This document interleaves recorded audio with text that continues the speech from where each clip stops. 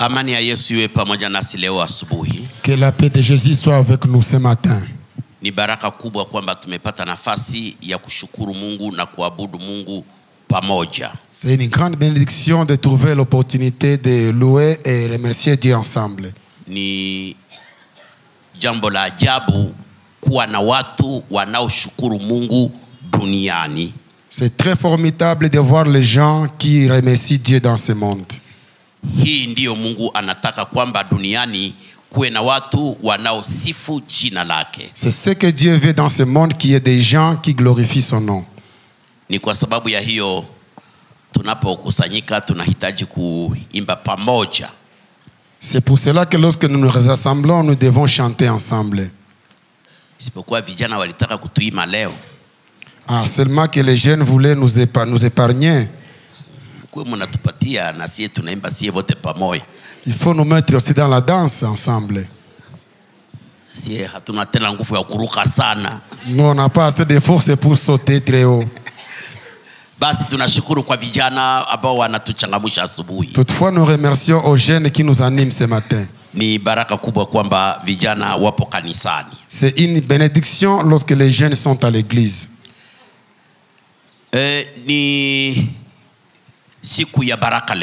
C'est un jour de bénédiction aujourd'hui. Tunataka kuzungumzia kuhusu kwa ajili ya watu ambao ni muujiza katika dunia. Nous voulons parler des personnes qui sont une bénédiction dans le monde. Watu hawa wanawaita ni fumbo duniani. Ces gens sont appelés ministères dans le monde. Fumbo kabisa. Mystère dans le monde. Ambayo dunia haiwezi kuelewa. C'est un mystère que le monde ne peut pas comprendre. Ambao ni wawakilishi wa Mungu duniani. Ce sont les ambassadeurs de Dieu sur la terre. Ambao wako hapa lakini sio wa hapa. Ils sont ici mais ils ne sont pas de ce monde. Wanaishi sio kwa shurti ya hapa. Ils ne vivent pas selon les conditions d'ici sur la terre. Hawaishi kwa kanuni za hapa. Ils ne vivent pas selon les principes de ce monde. Lakini wanaishi kwa neno linalotoka juu. Mais ils vivent selon la parole qui vient d'en haut. Wanaishi kwa niseme sitaki kusema kwa sheria lakini kwa neno la Mungu. Je ne voulais pas dire de la loi mais ils vivent selon la parole de Dieu. Hakuna kitu ambacho kinakuwa baraka katika maisha ya mtu kama vile kuishi kwa neno la Mungu. Il n'y a rien de bénissant dans la vie d'une personne que vivre selon la parole de Dieu. Bila shaka watu wote wanaishi katika neema ya Mungu. Oui, beaucoup de gens vivent dans la parole de Dieu. Wanaishi kwa huruma za Mungu. Beaucoup de gens vivent selon les compassions de Dieu. Watu wote wanatunzwa na Mungu. Tous les gens sont soignés par Dieu. Hata wabaya na wema wote wanatunzwa na Mungu. Même les bons et les mauvais sont soignés par Dieu. Lakini mais kuna watu wanaishi kwa neno la Mungu. Il y a de ces gens-là qui vivent selon la parole de Dieu. Ni kwamba wanaishi sawa na vile Mungu anavyosema. Cela veut dire qu'ils vivent selon ce que Dieu dit. Hawa ni watu wa ajabu. Ce sont les personnes formidables. Watu hawa wamekusanyika. Ces gens-là se rassemblent. Wapo katika kundi moja. Ils sont dans un groupe. Na jambo la kutisha ni hili. Une chose qui étonne c'est ça. Hawawezi kuonekana. Ils ne peuvent pas être visibles. Hawaonekane. Ils ne sont pas visibles.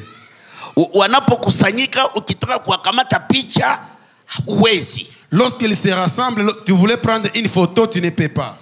Nikueleze kitu hiki. Je vais te parler quelque chose. Vikundi vyote vinapigwa picha duniani. Beaucoup de groupes sont pris par des photos. Vikundi vyote vinaweza kuelezwa viko hivi na hivi na hivi. On peut décrire beaucoup de groupes qui sont sur la terre. Lakini kundi hili, mais ces groupes ici, kweli wapo duniani. Ils sont sur la terre. Na wanaishi kwa namna ambayo Mungu anataka. Et ils vivent selon ce que Dieu veut. Na watu hawawajui. Malheureusement, les gens ne les connaissent pas. Dunia haiwezi kuwajua. Le monde ne peut pas les connaître. Katika tulisoma juma lililopita katika Yohana. Dans la semaine passée, nous avions lu dans Jean.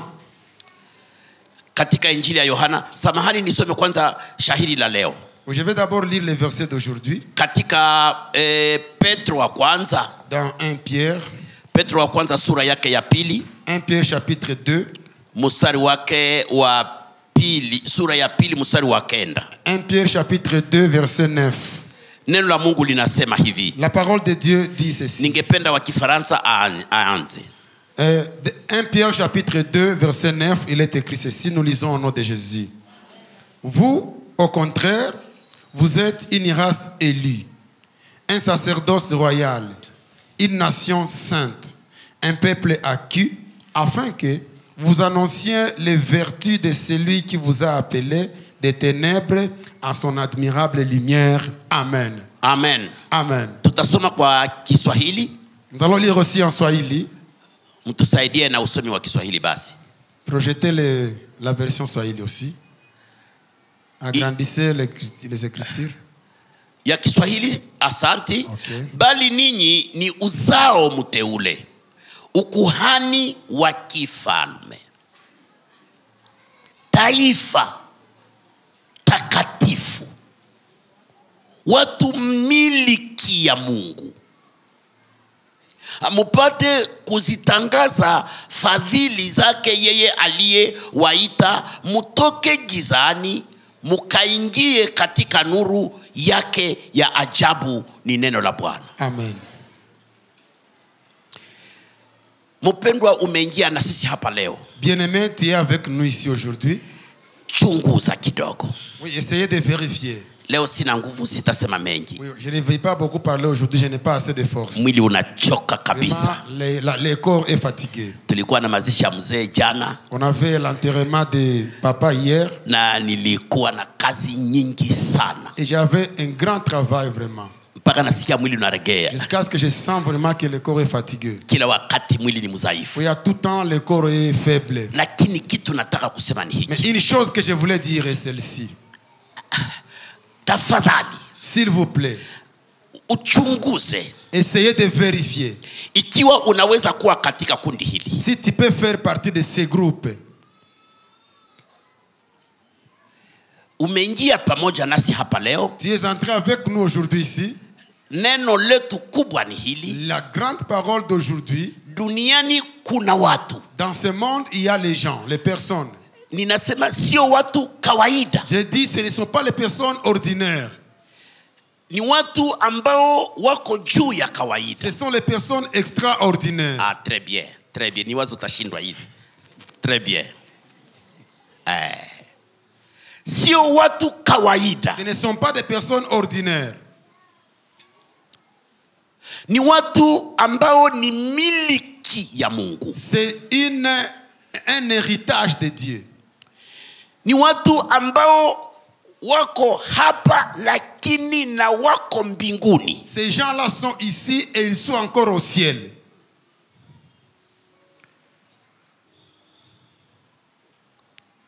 Biblia inasema hivi pale. Bali ninyi ni uzao mteule. La Bible dit là-bas, mais vous êtes une race élue. Watu walichaguliwa. Les personnes qui sont choisies. Waliteuliwa. Ils sont choisis, ils sont élus. Kisha inasema hivi, ni ukuhani wa kifalme. Un sacerdoce royal. Ni kwamba ni wafalme, ni watoto wa mfalme. Ce sont les rois, les enfants des rois. Watu hawa wako hapa duniani. Les gens là sont ici sur la terre. Lakini na wengine hawako tena hapa duniani. Mais les autres ne sont pas encore sur la terre. Tutaeleza vile vikundi viwili. Nous allons parler de ces deux groupes. Ulizo ni hili rafiki yangu. La question est celle-ci, mon ami. Mama na baba. Papa et maman. Dada kijana. Sœur et frère. Hawa watu wako katika dunia. Ces gens-ci sont sur la terre. Watu ambao ni ufalme wa kikuhani lakini wanaitwa sikia. C'est un royaume de sacerdotal. Sasa sikia wanasema hivi. Écoutez ce qu'il dit. Ni taifa takatifu. C'est une nation sainte. Watu ambao ni miliki ya Mungu. Un peuple acquis par Dieu. Ni kwamba wako domaine privé ya sasa nimeiba neno lako. Wako watu sina lingine. Watu wa kipekee wa Mungu. C'est un domaine privé de Dieu. Fikiri kidogo mpendwa. Essaie de réfléchir bien les mains. Leo neno la leo. La parole d'aujourd'hui. Linataka kukushawishi na kunishawishi. Ça va te convaincre et me convaincre aussi. Niweke maulizo katika kichwa changu. Pour que je mette des questions dans ma tête. Au ulizo moja tu. Ou une seule question. Naweza kuwa katika kundi hili au hapana? Puis-je être dans ce groupe ou non? Je, nimekwisha kuwa katika watu hawa au hapana? Est-ce que je suis déjà dans ce groupe ou non?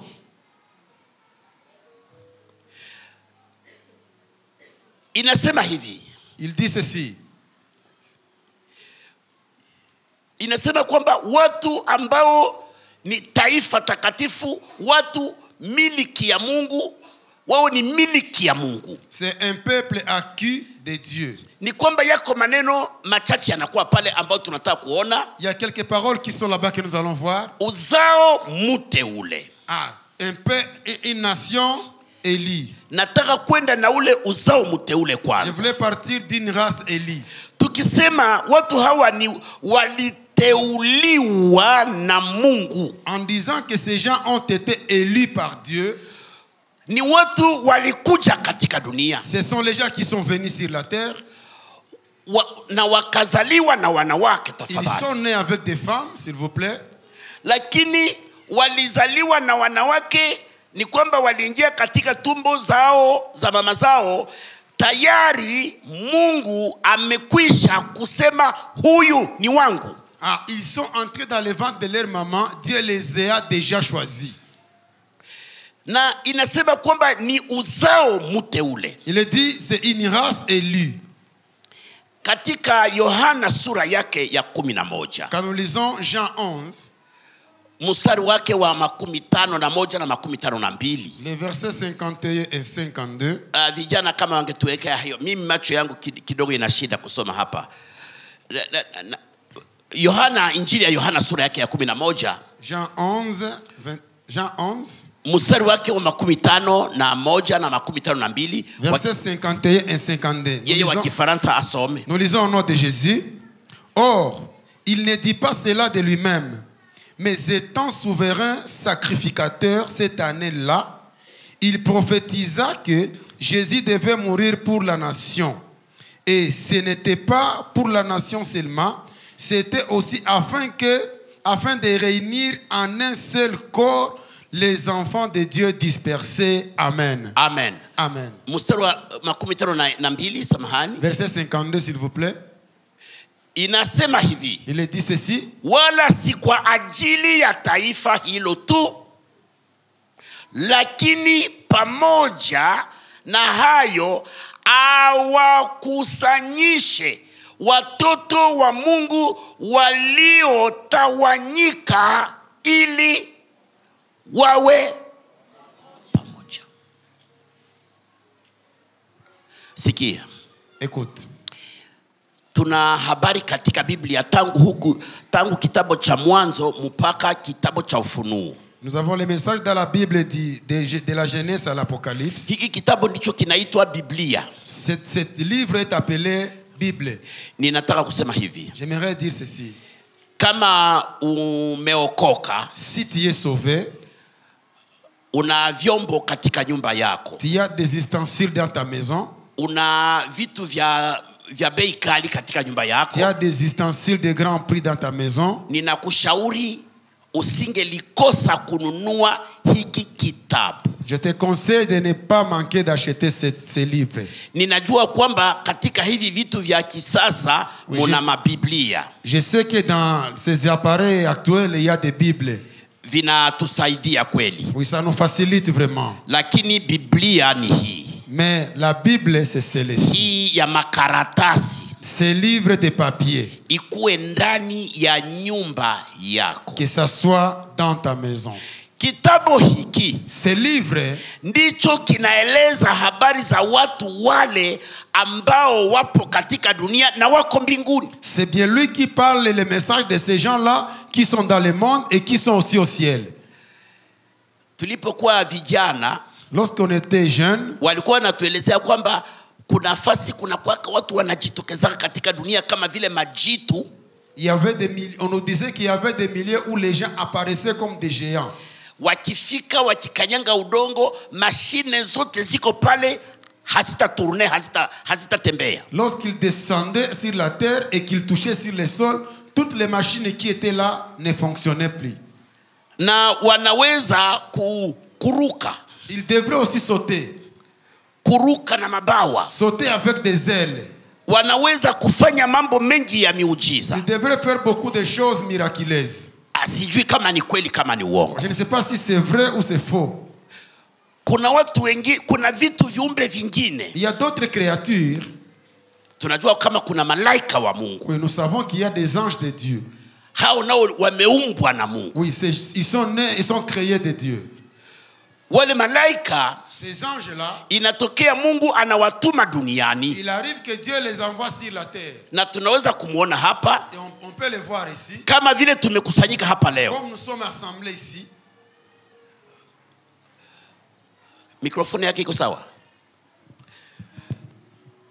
Sasa wale malaika, alors ces anges, vile tumekusanyika hapa leo, comme nous sommes assemblés ici aujourd'hui, malaika hatujui ni wangapi malaika wako hapa. on ne sait pas combien d'anges sont ici. Écoutez, no, sikiliza. Écoutez, wale malaika wamefika hapa leo. ces anges sont venus ici. Wenye wako hapa, malaika wako. Les anges sont ici. Wale malaika wenye wako hapa, ces anges qui sont ici, ninyi hamuwaone. vous ne les voyez pas. Na mimi naweza kutokuwaona. Oui, il peut arriver que je ne les voie pas aussi. Lakini hata kuona kwangu kwa macho haina hata haja, kwa maana na kwa macho ya kiroho ninawaona. Ah, ce n'est pas important de les voir par les yeux physiques parce que même les yeux spirituels je les vois. Hawa malaika wako hapa. Ces anges sont ici. Wako hapa kwa lengo moja. Ils sont ici pour un seul objectif. Kuchunga wale watoto wa Mungu wako humu. Protéger ces enfants de Dieu qui sont ici. Est-ce que mnanisikia? Est-ce que vous comprenez ça? Mumesikia nenye nasema? Vous avez compris ce que j'ai dit? Wale malaika wako hapa. Ces anges-là sont ici. Wako hapa tu kwa sababu ils sont ici pour un but.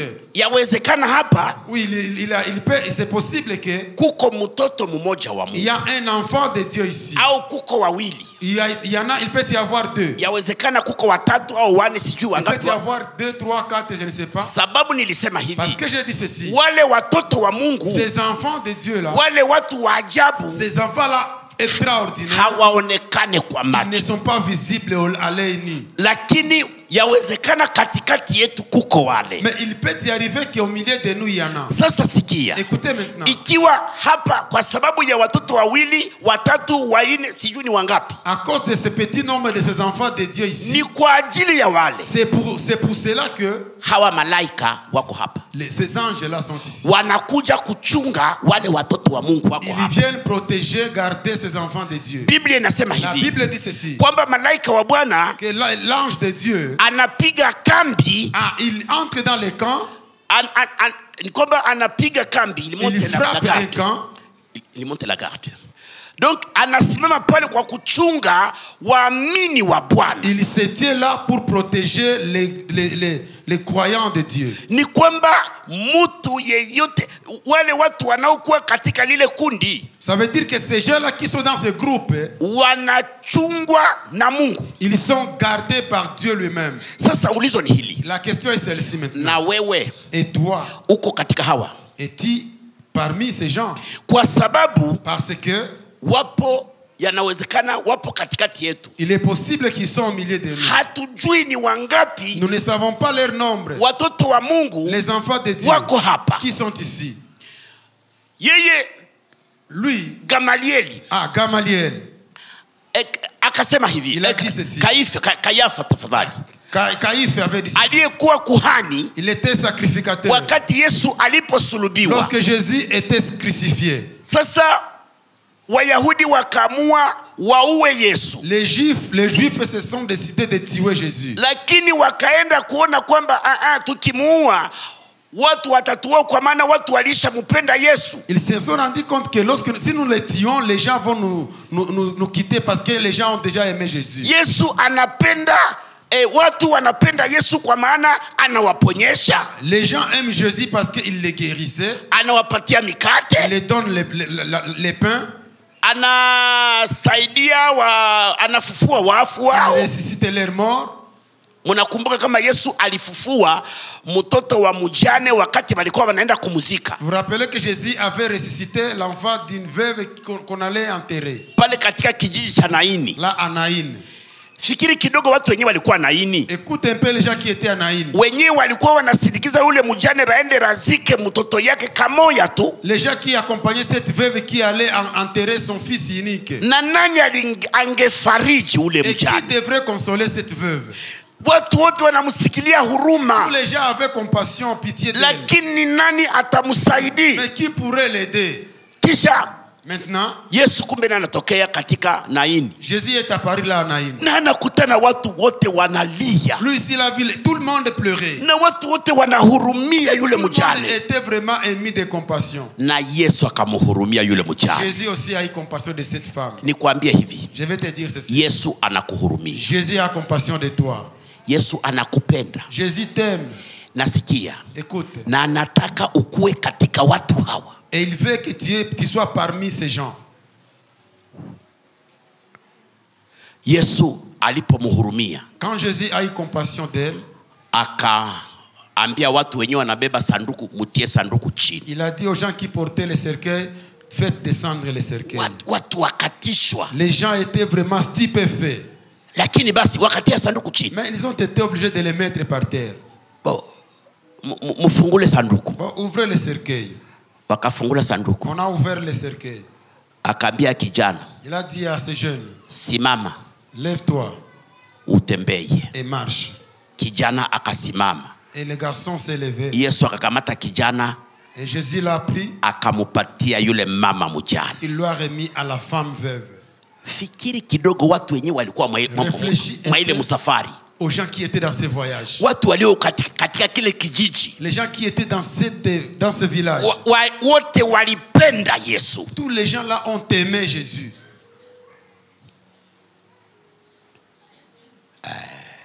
Yesu anatenda makuu. Oui, Jésus fait de grandes choses. Anaponya. Il guérit. Nikupasha habari nyingine ya huyu Yesu. Voici une autre histoire de Jésus. Hallelujah. Amen.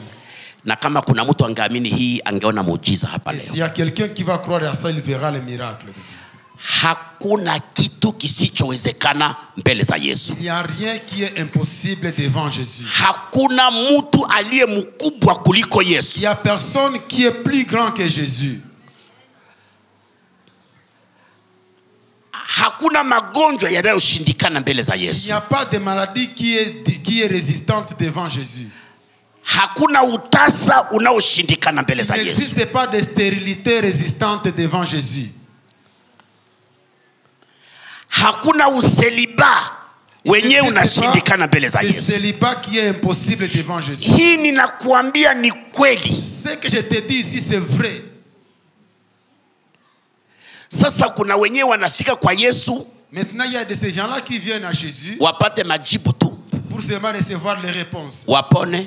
Qu'ils soient guéris. Waolewe. Qu'ils soient mariés. Wapate watoto. Qu'ils aient des enfants. Wapate kazi. Qu'ils aient le travail. Wapate nyumba. Qu'ils aient des maisons. Lakini Yesu hawamupendi. Ils n'ont pas besoin de Jésus. Wanataka tu vile vitu basi. Ils ont besoin de ces choses seulement. Ndio mambo yenye Yesu aliona ile. C'est ce que Jésus avait vu. Watu wengi walimfuata. Les gens l'ont suivi. Na wakati walipomkamata Yesu. Et quand on a pris Jésus, ni wale watu waliulizwa hivi na Pilato. Ce sont les mêmes personnes qui ont été demandées par Pilato. Tumsulubishe nani katikati ya Yesu na Baraba? Qui pourront-nous crucifier entre Jésus et Barabbas? Sasa Yesu atakufa.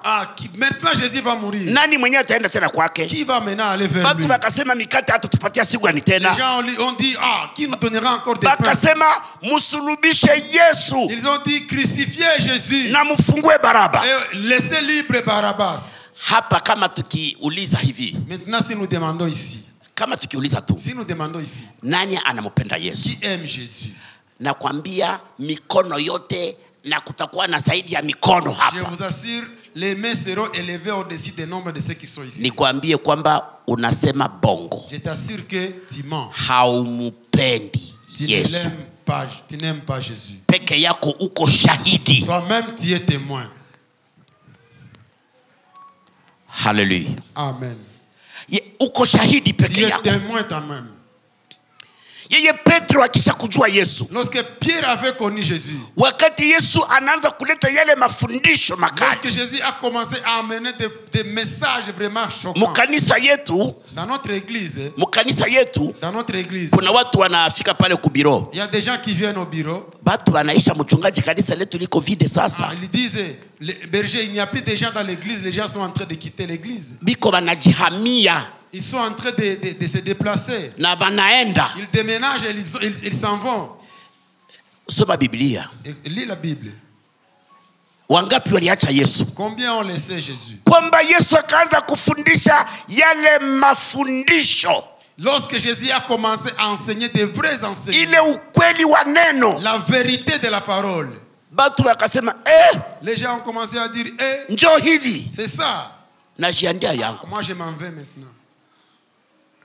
ninatoka. Oui, je quitte. Biblia katika Yohana sura yake ya Si 6 vous lisez Jean chapitre 6, 51 na 2 na 26, 51 à 60, Biblia inasema kwamba wote la wakamwacha, Bible dit que tout le monde l'avait abandonné. akajikuta amebakia na 12. Il s'est rendu compte qu'il est resté avec 12. Na mwa ile 12 kuna mmoja ambaye alikuwa anamfanyia complot. Et dans ces 12-là, il y avait un d'eux qui faisait complot contre lui. Kisha akawauliza hivi, Il a demandé à ces 12, na ninyi mutaniacha? quant à vous, vous allez me laisser aussi? Petro akasema hivi, Pierre a dit, twende kwa nani? chez qui irons-nous? Wewe unayo maneno ya uzima. Toi, tu as les paroles de vie. Hallelujah. Amen. Hakuna kitu kinaweza kutikisa mtu ametambua Yesu kwamba anayo maneno ya uzima. Il n'y a rien qui peut bouleverser une personne que s'il reconnaît que Jésus a les paroles de la vie. Nilitaka kueleza kwamba Yesu ndiye mwokozi peke J'aimerais yake. te dire que Jésus, il est le seul sauveur. Shabaha yake ya kufika duniani Son but de venir sur la terre, ilikuwa ni kukusanya wale watu, watoto wa Mungu, c'était pour réunir ses enfants de Dieu, na awaweke pamoja, qu'il les mette ensemble, wapate kushika neno lake. afin qu'ils soient capables de pratiquer sa parole. Katika Petro wa kwanza pale tulisoma, Là où nous avions lu dans 1 Pierre, Biblia inasema wana kazi ya kufanya. la Bible dit ils ont un travail à faire. Anasema wale watu wanaitwa wazao wateule, La Bible dit ces gens-là sont appelés une race élue, ukuhani wa kifalme, un sacerdoce royal, taifa la Mungu, une nation de Dieu, taifa takatifu. une nation sainte. Fikiri kidogo, taifa takatifu Essaie de réfléchir, une nation sainte. ni kwamba ni taifa ambalo haliishi na dhambi. Ça veut dire c'est une nation qui ne vit pas avec les péchés. Tunafatana? Est-ce que nous sommes ensemble? Est-ce que tunafatana? Est-ce que nous sommes ensemble? Wale watu wa ajabu, Ces gens-là formidables, lile kundi la ajabu ces groupes-là extraordinaires, ambao wako hapa na wako mbinguni, qui est ici et là au ciel, ambao mmoja wao tu anafanya malaika wanakuja kuchunga. qui l'un d'eux fait à ce que les anges viennent protéger.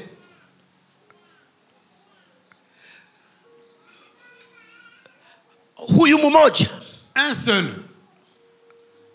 anaacha mbingu inashuka. fait à ce que les cieux descendent. Bon, niwaeleze ka kitu kamoja tu. Je vais vous dire une autre chose. Nimekwisha kuhama. Wakristo wote niliwaambia kama nimekwisha kuhama. J'avais dit à tous les croyants que j'ai déjà déménagé. Nilishahamia kule ku Katindo. Oui, j'ai déjà déménagé là à Katindo. Siku moja niko natembea tu mkariti karibu tu na kunyumba hivi. Un jour, j'ai marché dans les quartiers près de la maison. Nikashangazwa. J'étais vraiment étonné. Nilikutana mulevi mmoja. J'ai vu un ivrogne. Kijana mrefu kabisa lakini mulevi. Un garçon géant vraiment, mais ilikuwa giza karibu 19h30 hivi. C'était vers 19h30. Akaniona akanitambua. Il m'a vu et il m'a reconnu. Akasema ye mtu wa Mungu. Homme de Dieu.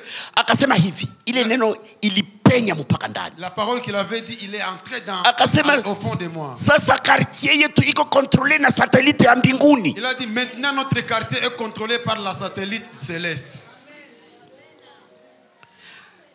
Bon, sitaki kusema hili kwamba kwa sababu ya nini, lakini lile hata na mimi linishangaza. Je voulais pas le dire pour me vanter, mais ça m'avait aussi étonné. Yeye akasema kwamba kwa ajili ya mtu wa Mungu quartier inaweza kuwa contrôlé na satellite ya mbinguni. Un ivrogne qui reconnaît que par la personne de Dieu, le quartier peut être contrôlé par la satellite. Ikiwa uko mwana wa Mungu, si tu es un enfant de Dieu, mmoja katika lile taifa takatifu, l'un de ces groupes saints, kwa ajili yako tu, à cause de toi seulement, quartier yako, ton quartier tout entier, sécurité ya kutoka juu, il est sécurisé par les cieux.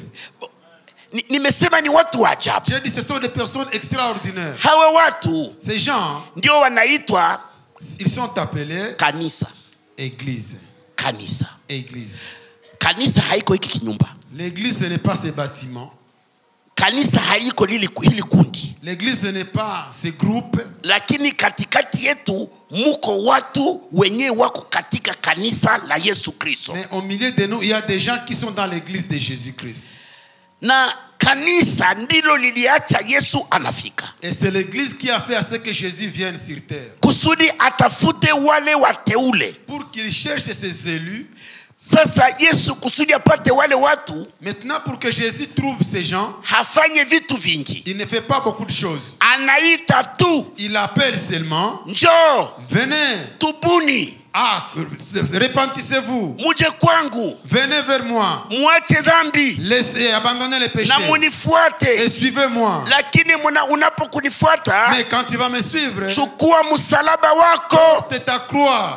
Na ujikatae mwenyewe. Renonce à toi-même. Ndipo ukuje. Et là tu viendras. Ni kwamba wale watu, ça veut dire que ces gens, ni watu walisikia sauti ya Yesu. Ce sont les gens qui ont écouté la voix de Jésus. Wakaitika sauti ya Yesu. Ils ont appelé cette voix de Jésus. Wakatubu zambi zao. Ils se sont repentis de leurs péchés. Wakafuata wakiwa wamechukua msalaba wao. Ils ont suivi en portant leur croix.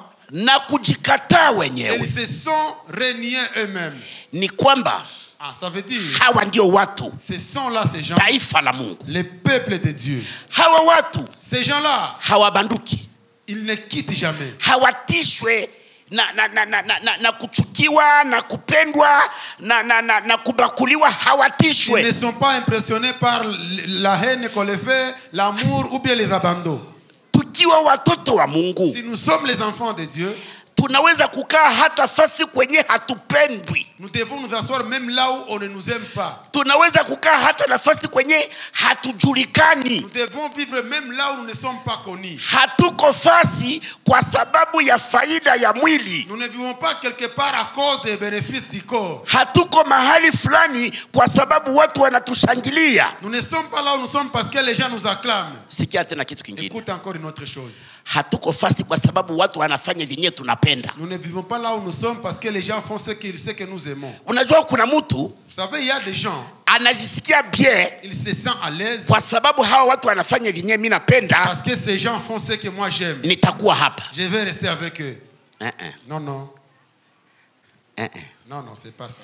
Lakini tuko nafasi kwa sababu Yesu ndiye ametaka tuwe hapo. Mais nous vivons là où nous vivons parce que c'est Jésus qui a voulu que nous y soyons. Na unaweza kuwa nafasi moja. Et tu peux être quelque part. Kama mtu mwenye hajulikane. Comme quelqu'un qui n'est pas connu. Kama vile mtu mwenye wanadharau. Comme quelqu'un qui est négligé. Mtu mwenye hana faida. Comme quelqu'un qui est sans importance. Mtu mwenye wanafanya vitu vyenye haupendi. Comme quelqu'un chez qui on fait les choses qu'il n'aime pas. Lakini ukiwa mwana wa Mungu, mais si tu es fils de Dieu, walile taifa, dans cette nation, utakaa, tu vas demeurer, na utaomba, tu vas prier, na utafanya lile lenye unahitaji kufanya, et tu vas faire ce que tu veux faire. Kwa maana ndivyo Yesu alisema. Parce que c'est ce que Jésus avait dit. Tukisoma katika Yohana, quand tu lis dans Jean, Yesu alisema hivi. Jésus a dit ceci. Na hii ilikuwa ni maombi ya ajabu. Et ça c'était une prière formidable. Ilikuwa ni maombi Yesu alifanya, aliomba kwa Mungu. C'était une prière que Jésus était en train de prier, de demander. Yesu aliomba Mungu akasema naye hivi. Il demandait à Dieu en disant ceci.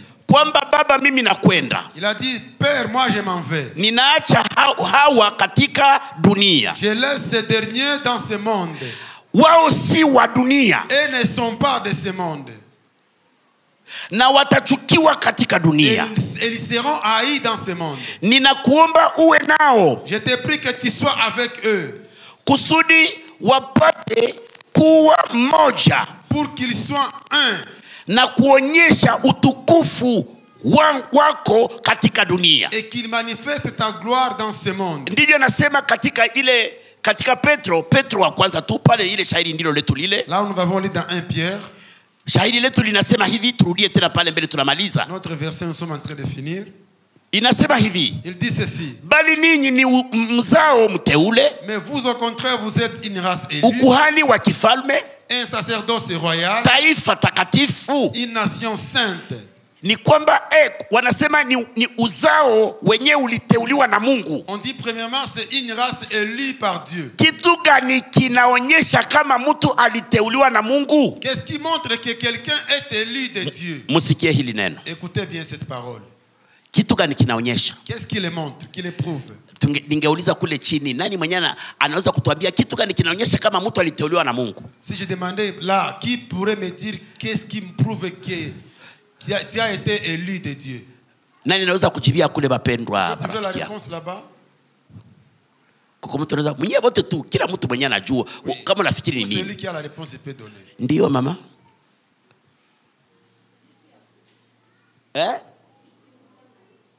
Jinsi mtu anaishi, la façon de vivre d'une personne. Ukweli namna mtu anaishi inaonyesha huyu mtu haiko mtu kawaida. Oui, c'est vrai, la façon qu'une personne vive prouve réellement qu'il n'est pas une personne ordinaire. Katika Matendo ya Mitume, dans les Actes des Apôtres, sura yake ya 11, si vous lisez le chapitre 11, 11:26, le verset 26, wale wanafunzi wa Yesu, ces disciples de Jésus, walikuwa wako wanaishi hapo Antiokia. Ils vivaient là à Antiochie. Yesu hakuachaka mtu anayeitwa Mkristo. Jésus n'avait jamais laissé un chrétien sur la terre. Hakusema mwende mfanye watu wakuwe wa Kristo. Il n'avait pas dit allez faire des gens devenir des chrétiens. Hapana. Non. Lakini watu wenyewe walikuwa wanaishi Antiokia. Mais les gens qui vivaient à Antioche, waliishi tofauti, wale wanafunzi waliishi tofauti na watu waliokuwa pale. Les disciples de Jésus qui vivaient à Antioche vivaient différemment des gens qui étaient là-bas. Na watu walipowachunguza, et quand les gens les ont observés, wakasema ils ont dit hawa ni Wanyakristo. Ces gens sont les enfants de Christ. Yani wanamufanana Kristo. C'est-à-dire ils ressemblent à Christ. Matendo yao, leurs actes, kusema kwao, leurs paroles, kukula kwao, leur façon de manger, kuvaa kwao, leur façon de s'habiller, hawatufanani. Vraiment ils ne sont pas comme nous. Tunapiganisha vita katika makanisa yetu. Oui, des fois nous avons des combats dans nos églises. Wadada zetu na wa vijana wetu. Nos sœurs et nos garçons. Mufanane wa Kristo wapendwa. S'il vous plaît, ressemblez à kweli mtu akuone na mwenye alitoka mukabare nye bote munafanana, amone kama munatupatia shida. Il y a des confusions entre toi chrétienne et celui qui est Munganda. Vraiment, dans le Nganda. C'est tafadhali.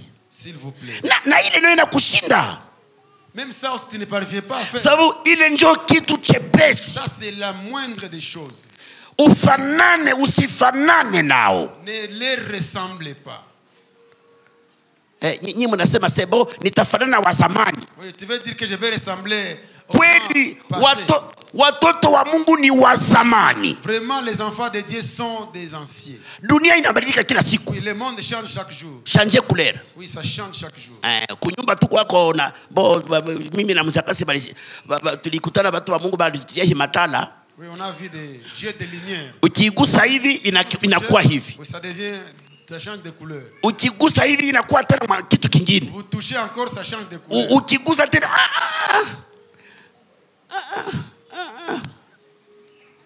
umezaliwa au kuzaliwa na Mungu. Tu Tu es né ou tu n'es pas né de Dieu. Kuna watu wanasema tukwe si hatufukuze mtu mkanisa. Oui, nous on ne chasse personne dans l'église. Hatufukuze mtu. Nous ne chassons personne dans l'église. Amua peke yako. C'est toi-même, c'est à toi de décider seulement. Antiokia ile watu tu kuwaona wakasema hawa hawatufanane, hawa ni Wanyakristo. À Antioche, en les voyant, on a dit non, ne semblez pas. Ce sont les enfants de Christ. Ingeleta furaha dada. Oui, ça serait très content. Uingie mubisi. D'entrer dans les bis. Uingie mufete. D'entrer dans une fête. Ukwe mu auditoire. D'entrer dans une auditoire. Bengine bafie bakona Que d'autres filles te voient et disent kinatoka wapi d'où hiki? vient-elle celle-ci? Kukingali kuna kuwaka bahivi. S'il y avoir encore de ce genre de filles. Shauri ni lako. Oui, c'est à toi de. Nasema kitu gani kinafanya mtu asikie kwamba kweli kinachofanya mtu azaliwe na Mungu. Ce qui montre réellement qu'une personne est née de Dieu. Ndio kweli ile maisha mtu inaonyesha. Oui, sa façon de vivre peut me le prouver. Lakini kusudi wewe uingie katika lile kundi kondisioni moja. Mais pour que toi tu entres dans ce groupe, il y a une seule condition. Katika Yohana neno la Mungu linasema hivi. Dans Jean la parole de Dieu dit Kondoo zangu wanasikia sauti yangu. Mes brebis entendent ma voix. Ni kwamba vile tuko tunahubiri. Cela veut dire tel que nous sommes en train de prêcher. Unaweza kuingia humu na huja kuwa mtoto wa Mungu. Oui, tu peux entrer ici sans pour autant être enfant de Dieu. Lakini tafadhali kwa kutokana na mafundisho haya, mais au travers de ces enseignements, unaweza kusikia tu peux écouter et dire non. Na unasema leo. Aujourd'hui même. Napashwa. Je dois. Ni kwamba alama inayofanya mtu azaliwe na Mungu. Ça veut dire le signe qui prouve, qui fait qu'une personne soit née de Dieu. Alama kitu kinachofanya mtu atoke katika watu wengine. Ce qui fait qu'une personne quitte dans d'autres personnes. Na kuingia katika lile kundi. Et entre dans ce groupe. Linaloitwa kanisa. On appelle église. Ni kusikia sauti ya Yesu na kuishika kama vile inavyosema. C'est écouter la voix de Dieu et pratiquer tel qu'il l'a dit. Yesu mwenyewe alisema hivi. Jésus lui-même l'a dit. Kwamba mkinipenda mutazitii amri zangu. Il dit si vous m'aimez, vous respecterez et pratiquerez mes commandements. Mutashika amri zangu. Vous pratiquerez mes commandements. Katika Yohana sura yake ya 14. Jean chapitre 14. Mstari wake wa 31. Le verset 31. Lakini dunia haijui ya kama ninapenda Baba na Baba analipenda, ndivyo anavyosema. Mstari wa 15 inasema hivi. Inasema mimi ni mzabibu na ninyi mimi ni mzabibu wa kweli na Baba yangu ni mlimaji. Kisha anaendelea kila tawi ndani yangu lisilozaa matunda analiondoa, na kila tawi linalozaa analisha lizae. Niliwaambia ninyi lizae zaidi. Ninyi mumekwisha kuwa safi kwa sababu ya neno nililowaambia ninyi. Kaeni ndani yangu na mimi ndani yenu, sawa sawa tawi lisivyoweza kuzaa matunda peke yake kama halikai ndani ya mzabibu mwenye kukaa ndani yangu na mimi ndani yake, huyu anazaa sana, sababu pasipo mimi hamuwezi neno lolote. Mtu asipokaa ndani yangu anatupwa nje kama tawi, anakauka na watu wanakanyaga na kutupa kwa moto yateketeye. Kama mkikaa ndani yangu na maneno yangu yakikaa ndani yenu, mutaomba neno gani munalotaka na mutafanyiwa. Kwa hivi Baba yangu anatukuzwa, muzae matunda mengi na mutakuwa wanafunzi wangu. Sawa sawa alivyonipenda mimi, hivi nilivyowapenda ninyi, mukae katika mapendo yangu. Ndivyo anasema usemi huu. Anaendelea akisema maneno haya kwamba, wapendwa, hatuwezi kuwa watoto wa Mungu kama hatukae ndani ya Yesu. Nous ne devons pas être les enfants de Dieu si nous ne demeurons pas dans Jésus. Kukaa ndani ya Yesu, Demeurer dans Jésus, ina maana ça veut dire sisi tunashika maneno yake. nous pratiquons ses paroles. Kanisa la Yesu linakaa ndani ya neno la Mungu. L'église de Jésus s'assoit dans la parole de Dieu. Kwa masomo yatakayofuata, Et dans les leçons qui vont suivre, nataka kuambia kwamba duniani kote j'aimerais vous dire que le monde entier, muko wale watoto wa Mungu il y a ces enfants de Dieu wamekusanyika katika kanisa la qui se Mungu. réunissent dans l'église de Dieu. Hawa ni watu wa mbinguni. Ces gens-là sont les gens du ciel. Wamoja wako hapa duniani, Quelques-uns sont ici sur la wengine terre waliisha kufa et d'autres sont déjà morts. na wanatungojea kule ngambo. Et ils nous attendent déjà là de l'autre côté. Na hao ni watu wateule wa Mungu. Ce sont les élus de Dieu. Wale wenye wako hapa Ceux qui sont ici, wanakuwa katika kanisa, ils sont dans l'église. hawajulikane na Ils ne mtu. sont pas visibles par Ni personne. watu ambao wanakingwa na Ce Mungu. sont les personnes qui sont sécurisées par Dieu. Kwa kuingia katika kanisa la Mungu, En entrant dans l'église de Dieu, tunasikia neno la Mungu nous écoutons la parole de Dieu na kulitii et nous l'obéissons na kulishika. et nous la mettons en pratique. Ndivyo Yesu alisema, mkinipenda mutazishika amri zangu. Jésus a dit, si vous m'aimez, vous pratiquerez mes paroles. Mbele kidogo katika agano la Oui, kale, dans l'Ancien Testament, kuna mfano wa kanisa lilitaka il y a kuanza, l'exemple de l'église qui voulait commencer. lakini kanisa lile lilianza kwa shurti za dunia. Mais cette église-là a commencé avec des conditions du monde. Na hii tunaisoma katika Mwanzo Et là, on peut lire dans Genèse, sura yake ya 11 chapitre 11, mstari wake wa 4 hadi wa 8. les versets 4 jusqu'à 8.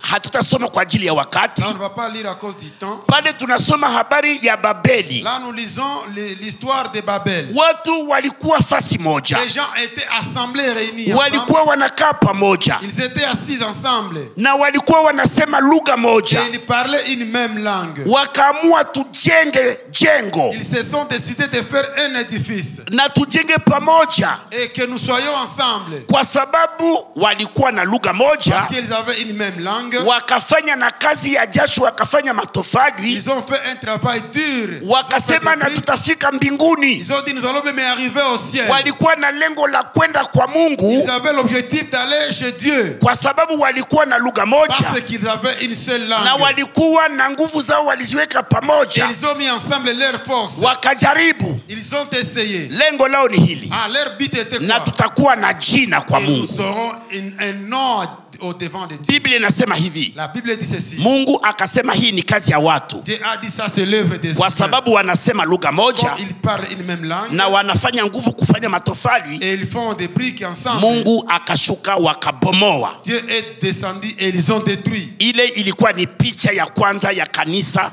watu walitaka kufanya kwa namna yao. Ça c'était la première image de l'église que les gens devraient faire de leur manière. Na hiyo ilikuwa ni njia moja. Ça c'était les premières Hekalu églises. hekalu lingine lilianza La hivi, deuxième église qui a commencé, ni katika Kutoka en horizon Exode, Kutoka 19 chapitre 19, mstari wa 4 hadi wa 6. versets 4 à 6. Biblia inasema La hivi, Bible dit ceci. Mungu peke yake Dieu lui-même, wakati Israeli anatoka Misri, lorsque Israël a quitté Mungu Égypte, akaamua kwamba hawa watakuwa watu wangu, Dieu lui-même a décidé qu'ils seront son peuple, taifa langu. mon peuple. Lakini Mungu akawaambia Et hivi, Dieu les a dit ceci. kusudi muwe taifa Que vous langu, soyez mon peuple. akawapatia sheria. Il les a donné la loi. Mushike hizi sheria, Suivez, observez cette loi. Quand mutakapozishika vous allez observer ces lois, mutakuwa watu vous wangu serez mon peuple na taifa langu. et mon peuple et ma nation. Biblia inasema hivi, La Bible dit ceci. wakashindwa sheria. Ils ont échoué la loi. Haikuwezekana, Ça ne leur a pas été possible. sheria haikuweza. La loi n'a pas réussi. Na sasa Et maintenant, tunakwenda kuona Mungu anaenda kutimiza Dieu vient maintenant accomplir mapenzi yake. sa volonté Ni katika Matendo ya Mitume dans les actes des apôtres. sura yake ya 3 Chapitre 3, mstari wake wa 4 les versets 4 hadi wa 4. jusqu'à 4. Tunaendelea mstari wa nasema sura ya pili, chapitre 2, mstari wa kwanza hadi wa 4. versets 1 à 4. Na pale tunasikia habari yote ya lile kanisa linaanza. Là nous lisons tous les messages du début de l'église. Biblia inasema hivi. La Bible dit ceci. Hata ilipotimia siku ya Pentekoste, walikuweko wote mahali pamoja. Kukaja ghafula toka mbinguni uvumi kama uvumi wa upepo wa nguvu ukienda kasi, ukaijaza nyumba yote waliokuwa wameketi. Mstari wa 4, wote wakajazwa Roho Mtakatifu, wakaanza kusema kwa lugha nyingine kama Roho alivyo wajalia. Bwana sifiwe sana. Amen. Wa Kifaransa angesoma utasikia inaeleza namna gani pale, lakini twende kwa haraka kwa sababu ya wakati. Okay.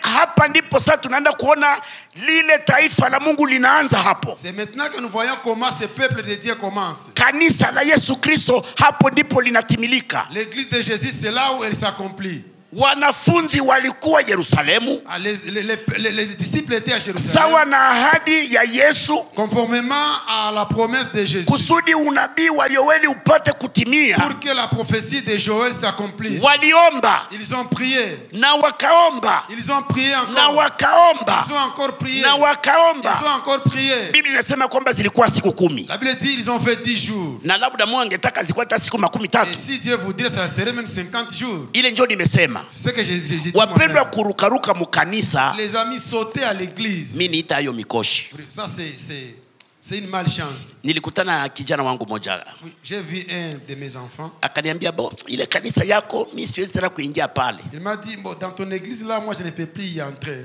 Hakuna upendo. Il n'y a pas l'amour. Et puis kanisa iko na hamuna amo watu, kanisa inaenda hivi hamuna maendeleo. Bon, dans l'église il n'y a pas le développement. Mashimo zinatoboka Il y toboka. a des trous partout dans les pavements. Kanisa kinafanana kia kuvillage. Oui, l'église ressemble à une église de l'antiquité. Bon, basi hakuna problème. Oui, il n'y a pas un problème. Aliyosema ni kweli. Ce qu'il a dit c'est vrai. Bon. Na mwingine yuko hapa. Il y a l'autre qui est ici. Naye anataka kutoka. Lui aussi il veut partir. Ninamwambia olele. Je lui ai dit bye bye. Si tuko hapa. Nous sommes toujours ici. Bwana atatubarikia hapa hapa. Dieu va nous bénir Bwana ici. atatuinulia hapa Dieu va hapa. nous élever ici même. Miujiza ya Bwana tutaiona hapa Les hapa. miracles de Dieu, nous allons les voir ici. Kwa maana na wengine wanatoka se hamuko yake Il y miujiza. a ceux qui disent qu'ils quittent parce qu'il n'y a pas de miracle ici. Bon, kule utakutana miujiza yenyewe inafanyika TikTok. Bon, il y aura pas de miracles TikTok que tu vas voir. Wale wanafunzi Ces disciples-là, walidumu. ils ont demeuré. Walidumu. Ils ont demeuré.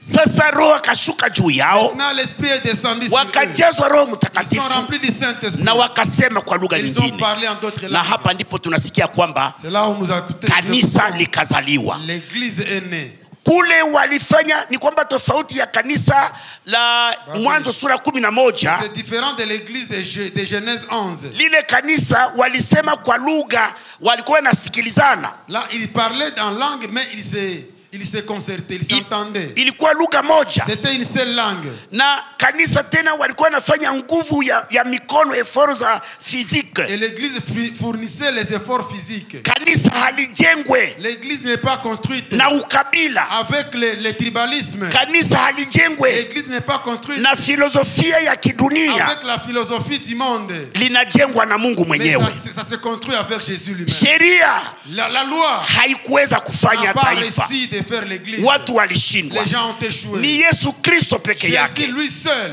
kwa nguvu za Roho par la Mtakatifu puissance du ndipo Saint-Esprit, kanisa linaanza. que l'église a commencé. Na wakati watu walipojazwa, Et quand les gens étaient remplis, Roho ndiye aliwapatia lugha. l'Esprit lui-même les a donné la langue. Leo tunasikia watu wanafundisha mafundisho kujazwa kwa Roho. Aujourd'hui, il y a des gens qui apprennent aux gens à parler en langue. Wapendwa, hii ni masomo, tutafanya ile masomo hapa. Bien aimé, nous allons faire notre école ici. Tunatishwa tunaposikia watu wanasema kwa Nous lugha. sommes stupéfaits d'entendre les gens parler en langue. Wanaingia tu hivi. Ils entrent seulement. Ah, toka kule Ouais, ça, di. c'est les mensonges. Ça ne se fait pas comme ça. Oui, oui. Ça c'est des blabla. Ça, on appelle le blabla. Ni Roho peke yake. hata mimi najazwa kwa roho kila wakati. Et moi aussi je suis rempli par l'esprit à tout moment. Naweza kuomba kupiga magoti. Je peux m'agenouiller en priant. Na ninaweza kufanya journée mzima. Je peux faire toute une journée. Na lugha hayafika. Sans que la langue ne vienne. Kuna wakati unasikia kama Mungu ameweka lugha, Mungu peke yake. Il y a des temps où tu écoutes que Dieu lui-même met la langue en Inaletwa na Mungu na roho mwenyewe. Ça s'amène seulement avec Dieu et le Saint-Esprit. Kuna watu hata wanafanya mazoezi. Il y a des gens là qui font des exercices. Asa tujifunze kusema kwa lugha. Ils font des entraînements. Apprenons à parler en langue. Wanaanza pereke. Ils commencent perekako. Perekako.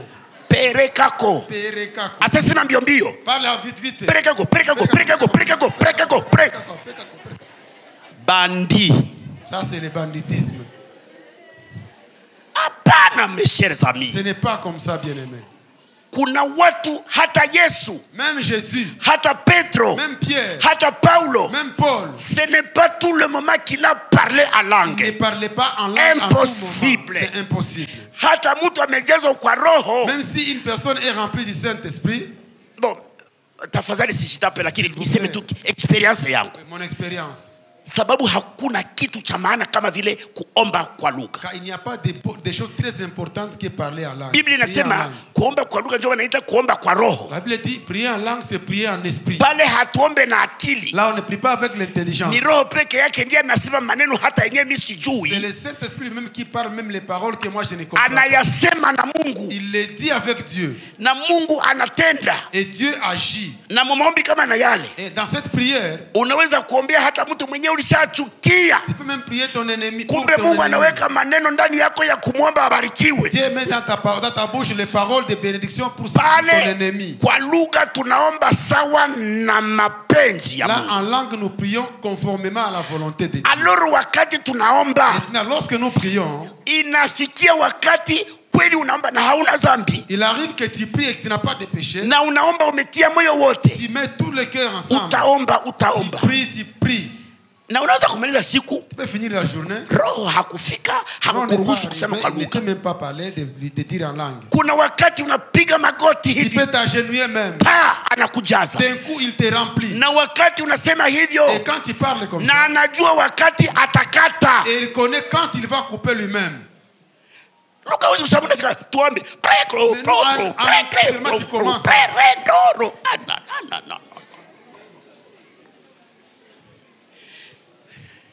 Mpaka nimesikia kwamba kijana mmoja aliniambia hivi. Il y a un jeune qui m'a dit ceci. Kwamba kuna walimu wanafundisha kusema kuomba kwa lugha. Il y a des enseignants qui apprennent à parler en langue. Ce sont des bandits. Ce sont des bandits. Ni wabandia. Lugha ni roho peke yake kwa wakati anayotaka anaileta. La langue c'est le Saint-Esprit lui-même au temps voulu. Na wale wanafunzi et ses disciples ndio walijazwa. Ils étaient remplis. Na wao walisema. Et quand ils ont parlé, wamoja hawakujua wanasema nini. Certains n'entendaient pas ce qu'ils disaient. Watu waliwasikia kule wakisema kwa lugha ya kwao. Les gens qui les entendaient là-bas, ils les entendaient parler dans leur langue maternelle. Mtu mmoja alifika katika kanisa la Suède. Une personne est arrivée dans une église de Suède. Na aliomba. Il a prié. Mzungu mmoja ilikuwa mkutano wa watu wote. Un blanc était là dans une assemblée.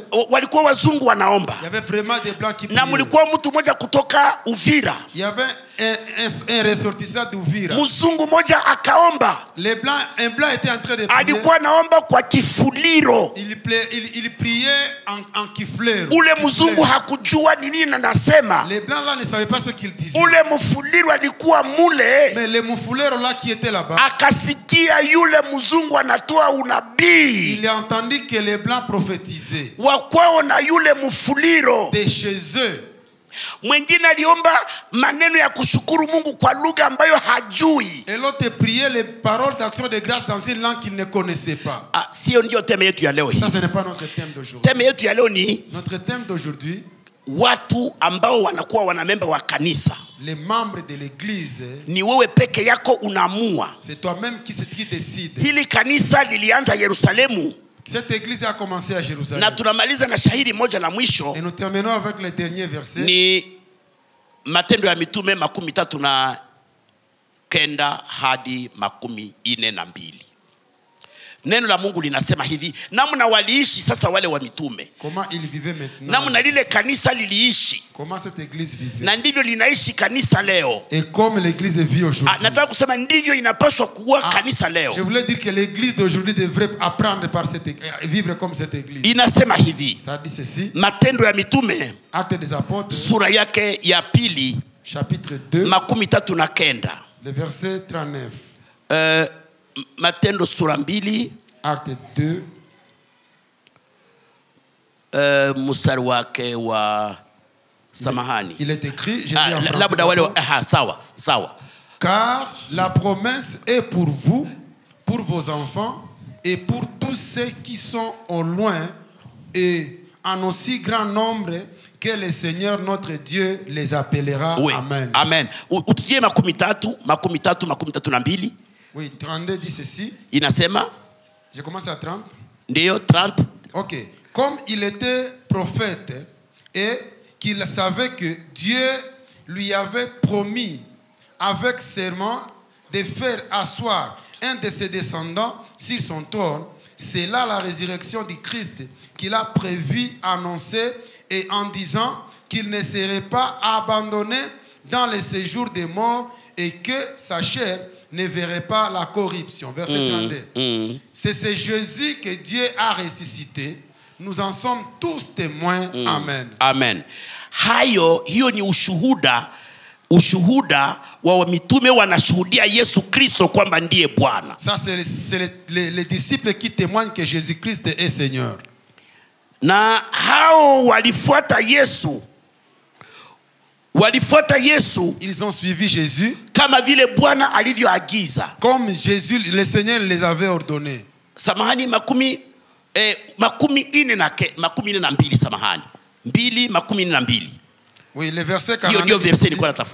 Le verset 40 dit, ils persévéraient dans l'enseignement des apôtres, dans la communion fraternelle, dans la fraction du pain et dans les prières. Maisha ya kanisa. La vie de l'église. Wale watoto wa Mungu. Ces enfants de Dieu là. Walipookoka na kuwa pamoja. Qui sont sauvés et venus ensemble. Walidumu katika mafundisho ya mitume. Ils ont demeuré dans les enseignements des apôtres.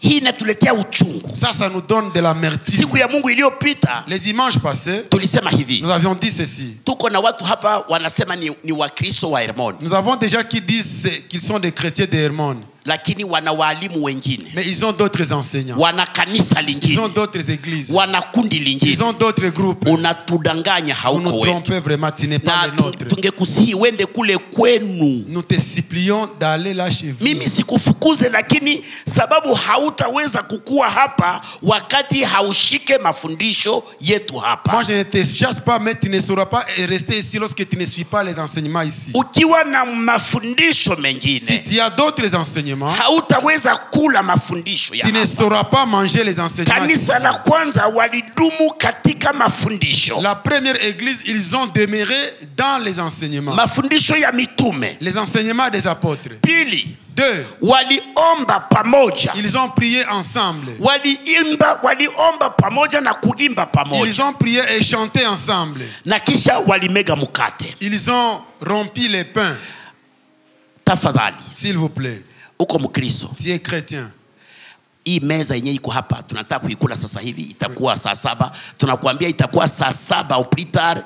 Saa 7 na kare tumerudia. Oui, je vous dis qu'à 13h déjà nous serons déjà rentrés. Au saa 7 kwa kuepuka uongo, saa 7:30 tutakuwa tuko tunarudia. Oui, pour éviter les mensonges, à 13h30 nous serons hata déjà. Ungekuwa na mariage leo. Même si tu avais un mariage aujourd'hui. Ambia yule mwenye anakungojea kwa mariage, mwambie uningojeni kule kwanza meza ya Bwana. Dis à celui qui t'attend au mariage, s'il vous plaît, patientez que je prenne la Sainte Seine. Hauko mwanamemba wa kanisa letu kama hatushiriki meza pamoja. Tu n'es pas membre de notre église si nous ne participons pas ensemble dans la Sainte Seine. Vitu vitatu vinafanya kanisa liungane. 3 choses montrent l'union de l'église. Ni mafundisho pamoja, les enseignements ensemble, maombi pamoja, la prière ensemble, na kumega mukate pamoja. Et rompre les pains Unapoacha hii, Quand tu abandonnes ceci, unatuambia mimi siko wenu, tu nous dis je ne suis pas le vôtre, siko katika ushirika wenu. je ne suis pas dans votre communion. Wale watu wa mbinguni, Ces gens-là célestes, Yesu aliwaambia hivi, Jésus les avait dit ceci: mufanye hivi faites ceci kwa kunikumbuka. en mémoire de moi. Na tutakapofika ile siku ya parapanda, Et quand nous arriverons le jour de la trompette, kukomeza injili na tungojea pale il juu. y a l'autre sainte scène qui nous attend là-haut. Kitu cha kwanza tutafanya tunapokutana Yesu, La première des choses que nous allons faire à nous rencontrer avec Jésus, anasema kwamba atamega tena mkate, tutakula il pale. dit il va rompre encore le pain et nous allons manger ensemble. Kwa nini unaacha meza? Pourquoi tu abandonnes la Kwa scène? nini haushiriki pamoja Pourquoi na tu ne sisi? participes pas avec nous? Tukuulize, uko nani? Mais on te pose la question, qui es-tu? Rafiki yangu, Mon frère, mon ami, Yesu anataka uingie katika kanisa lake, Dieu, Jésus veut que tu entres dans son église. kwa maana hiyo ndiyo ushirika ya watoto wa Mungu. Car c'est ça la communion des enfants de Dieu. Hiyo ndio inafanya kwamba watoto wa Mungu wanakaa pamoja kwa kungojea Yesu Kristo. C'est ce qui fait que les enfants de Dieu s'asseyent ensemble en attendant Jésus-Christ. Wamejitenga na dhambi, ni watakatifu. Ils se séparent des péchés, ce sont des saints. Kwa maana mtu akikaribia hii meza Car une personne, si une personne s'approchait de la na scène kama iko na dhambi, et qu'il a des péchés, epi niliambia wenzetu et hivi, j'avais dit à nos amis, hapana kuzini na ujiombeye, n'entre pas dans l'impudicité et prie pour toi-même. hapana kuiba na ujiombeye, Ne vole pas puis prie pour toi-même. hapana kupigana na Ne ujiombeye. te bagarre pas et puis tu pries pour toi-même. Habikuwake. Ça ne se fait pas. Yakobo, katika barua ya Yakobo inasema namna Dans la gani? lettre de Jacques, Kirini dhambi zenu ninyi kwa il ninyi. dit confessez vos péchés les uns envers les autres. Ndipo unaweza karibia meza. C'est là maintenant tu peux t'approcher de la scène. Kama uko na dhambi, ukikaribia meza unajiua, utagonjwa, utaenda bali niloga. Nani mwenye alikuloga? Si Nani? tu as des péchés, tu t'approches de la scène, tu es en train de te tuer Wewe toi-même. ulijilogeaka hapa. Tu t'es ensorcelé toi-même ici sur la scène. Paulo anasema wazi L'apôtre le dit seulement, clairement, katika Wakorintho wa kwanza dans 1 Corinthiens, sura yake ya 11, chapitre 11. kwamba wengi wenu wamegonjwa magonjwa yasiyopona, Il dit beaucoup d'entre vous sont malades de maladies incurables. mpaka anasema na wengine wamezikwa katika kaburi, Jusqu'à ce qu'il dise les autres étaient ensevelis dans les tombeaux. kwa sababu waliweka mkono Parce qu'ils ont mis leurs mains wakati hawako safi. lorsqu'ils n'étaient pas propres. Nikwambie kwamba hapana kufunga ukiwa umefanya dhambi. J'aimerais dire, ne jeûnez pas lorsque tu as péché. Kuna watu wanafanya ile blague. Il y a des gens qui font cette blague. Alizini, Il a fait l'impudicité. alifanya dhambi, Il a fait du péché. kisha anasema nitafunga chakula omwe ine semene kusudi Mungu Il anihurumie. dit je vais jeûner une semaine pour que Dieu me pardonne. Hata kuhurumia. Dieu ne va pas te pardonner. Biblia inasema kwamba ni kutubu, La Bible dit c'est se repentir seulement. kuungama. Oui, c'est se repentir. Mu Kifaransa wanasema confesser. Oui, confesser. Confesser c'est ouvrir la bouche. Oui, kutamka, kukiri. Kusema mbele ya mtu mwingine. Oui, parle devant quelqu'un d'autre. Hapana mtu mwingine n'importe qui. Njoo maana tuliwekewa mafuta kusudi tuchukue mizigo yenu. Ce n'est pas devant n'importe qui, c'est à cela que nous avons été loin pour que nous portions vos fardeaux. Mimi nikisema dhambi ulioisema, ninaloga bibi yangu, ninaloga na watoto yangu. S'il m'arrivait de dire les péchés au public que toi tu m'as dit, je suis en train de m'ensorceler, moi, ma femme et mes enfants. Biblia inaleta picha nzuri ya Gehazi aliyesema uongo kwa nabii, akapata ukoma na watoto wake na bibi yake na generation ku generation. La Bible donne l'image de Gehazi qui avait parlé la prophétie. Il a reçu des maladies à lui, ses enfants et toutes les générations. Watoto wa Mungu wanajua kusafishwa na damu ya Yesu kila wakati. Les enfants de Dieu savent se sanctifier par le sang de Jésus à tout moment. Wale watakatifu wanatakaswa kila wakati. Ces saints-là sont sanctifiés à tout moment. Tunatakaswa kwa kutubu dhambi Nous zetu sommes sanctifiés en confessant nos péchés na kuchunga utakaso et wetu. en gardant notre sanctification. Na hii ndio inafanya tuishi katika lile kundi lisiloonekana. Et c'est ce qui fait que nous puissions demeurer dans ce groupe qui n'est pas visible. Mungu atubariki, amen. Que Dieu nous bénisse, amen. Tunauliza hivi, Nous demandons ceci. Yawezekana uko hapa. C'est possible que tu sois ici. Yawezekana hujamwamini Yesu. C'est possible que tu n'as pas encore cru en Jésus. Wewe kufika humu kila dimanche haimaanishi kama ulishaamini. Ta présence ici chaque dimanche ne signifie pas que tu as déjà cru. Wewe kuimba mkwaya haiyasema ulishakaokoka. Le fait que tu chantes dans une chorale ne veut pas dire que tu es déjà sauvé. Tulikuwa na kilio kule, kulikuwa waimbaji, si ya waiko. Goma kuko waimbaji wapendwa. Oui, à Goma il y a des chanteurs vraiment. Hakuna gitari. Il n'y a pas de guitare. Hakuna ngoma. Il n'y a pas de tambour. Hakuna sauti zimepangwa soprano, alto, ténor, basse. Les voix sont bien arrangées et organisées. Mimi nisema hii kanisa hii. J'ai dit cette église ici. Kama nyimbo njoo kuingia mbinguni, kama njoo wa kwanza wataingia. Si c'est la chanson et la voix de partir au ciel, ils vont partir vraiment. Wapendwa wa neo apostolique. Les néos apostoliques. Wanaimba, je vous assure. Ils chantent. Waliimba tangu mwanzo wa kilio muveye. Ils ont chanté depuis le début du deuil dans la veillée. Kukaburi tena wanaimba zile sauti zenye zimepangwa. Là au cimetière, ils chantent les mêmes voix organisées. Muleve wanaimba. Ils chantent vraiment formidablement. Lakini mais nyimbo hazifanyi kwamba mtu ameokoka. Les chansons ne font pas qu'une personne est sauvée. Kuwa shemasi haifanyi mtu ameokoka. Être diacre ne fait pas de toi une personne sauvée. Kuna mashemasi wetu wanakimbia kameza hapa. Il y a de ces diacres là qui fuient la Sainte Seine. Na tumesema hivi, kama uko shemasi tunaona haukaribie meza. Et nous disons ceci, si tu es diacre et nous voyons que tu ne participes pas à la Sainte. Usitudanganye. Vraiment ne nous trompez pas. Tuliambia waimbaji wetu kama muliimba na mnakaribia meza. Nous avons dit à nos chanteurs, si vous avez chanté, soyez présents dans la Sainte Seine. Na ukikaribia meza kama hauko sawa binakuangalia. Et si tu l'approches, tu n'es pas prêt, vraiment ça te concerne. Sababu tunatarajia kwamba muimbe wakati muko watakatifu. Parce que nous voulons que vous chantiez étant saints. Hiyo ndio alama ya kuonyesha kama muko mkanisa la Yesu Kristo. C'est le signe qui montre que vous êtes dans l'église de Jésus. Kama uko hapa hujamwamini Yesu. Si tu es là sans avoir unataka kuingia mkanisa la Mungu, simama tuombe Mungu pamoja. Nous voulons que tu entres dans l'église de Dieu, lève-toi. Tuombe Mungu pamoja. Nous voulons prier ensemble.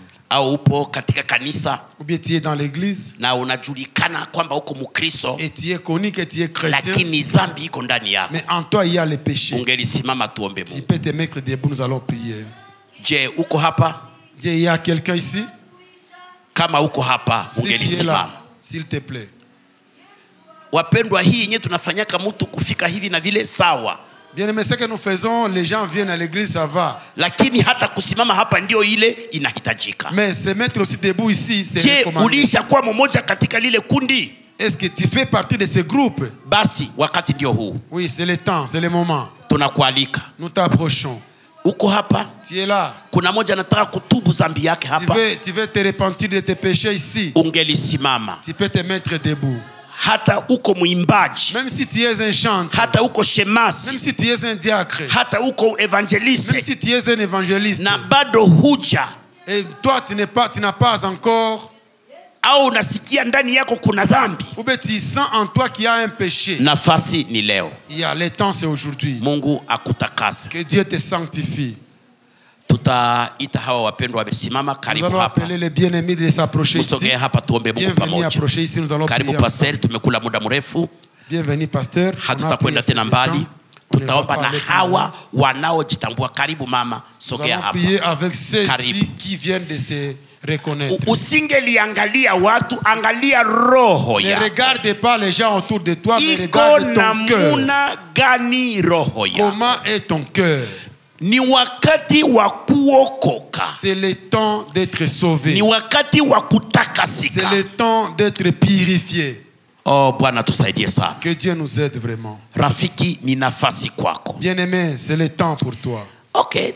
Sasa wewe kama ni heshima, okay. Oui, toi si tu veux du respect, ça va. Ile muda yote tumehubiri muda mrefu ni kwa ajili yako. Oui, tout le temps que nous avons pris dans les enseignements, c'est juste pour toi. Na kwa ajili yangu. Et pour moi aussi. Ili Bwana apate kugusa roho yako. Pour que le Seigneur touche ton cœur. Na tumesema kwamba kondoo za Mungu wanasikia sauti. Et nous avons dit que les brebis de Dieu entendent la voix de Dieu. Na watoto wa Mungu wamekuja hapa. Et les enfants de Dieu sont approchés. Hizi ni kondoo za Yesu Kristo. Ce sont les brebis de Jésus Christ. Walisikia sauti yake. Ils ont entendu la voix de na Jésus. wamekubali kutubu dhambi zao, accepté de se repentir de ses péchés. na Mungu awatakase na kuwabariki sana. Et que Dieu les sanctifie et les Siye kila bénisse. mtu anasimama, Ce n'est pas tout le monde qui s'élève. isipokuwa wale ambao walioitwa na Mungu. Mis à part ceux qui sont appelés de Dieu. Peke yako uko mshuhuda. Oui, toi-même tu es témoin. Si unakaa, Mais tu es assis. unasikia wewe huwezi, Tu entends, tu te sens que tu ne peux pas. lakini na wewe unaitwa. Mais je te dis que tu es appelé aussi. Basi anakuja yule ambaye anasikia sauti ya Oui, Mungu. il vient celui qui entend la voix de Jésus. Basi tutaomba kwa ajili ya hawa wamefika. Nous allons prier pour ces bien-aimés. Pastor, tainua mikono na kuwaombea wapendwa Oui, hao. pasteur, vous allez lever les mains et prier pour les bien-aimés. Mungu Baba yetu, Mungu mwenye upendo, Haleluya Yesu. ukapenda ulimwengu, ukapenda mwanadamu, Yesu, sifa kwako. ukatuma mwana wako pekee Yesu Mungu Kristo uliye hai. aje atafute ule aliyepotea, Yesu, sifa kwako. akufe Mutakase msalabani huyu mama, kwa mutakase huyu ajili ya dada. ondoleo la Mutakase Yesu dhambi. Kristo. La Umfanye walio kwamba wengi. awe rafiki yako Hawa sasa. nao wanakuwa Atembee miongoni nawe Bwana. mwa wale Uendiwe waliotakasika kwa neno lako. Haleluya. Baba, tunawaombea Umusamehe, sababu umuoshe, wameamini, umutakase, wamejua ya umusafishe, kuwa wamerudi Bwana nyuma, uliye hai. wamekuwa Dhambi zake watoto zote, wapotevu, uzifute lakini kabisa, Bwana kabisa. katika mioyo Na yao leo iwe siku mpya kwake. wameamua kurudi kwako. Aingie katika Bwana, lile kundi wale watoto linalochungwa na wamerudi. wewe. Bwana, mbinguni, tunawaombea mali yako watakase kwa Hallelujah. neno lako. Uwe nao Bwana. Damu yako iwasafishe Katika na jina la kuwaosha.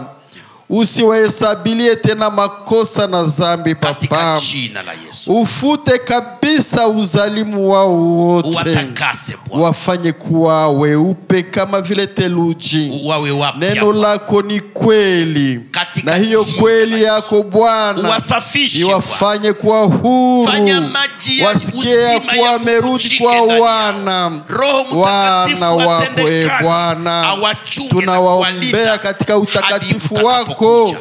Uwatakase wakumbatie katika Bwana, damu yako. usikumbuke makosa na Yesu, dhambi sifa zao.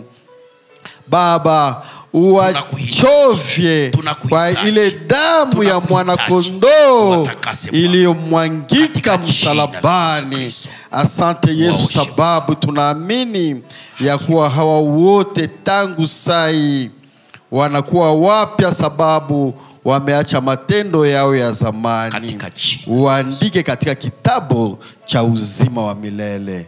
Tunaomba na tunaamini, tukishukuru uwezo wako na damu yako, kwa damu ya Yesu Kristo. Amina. Amen.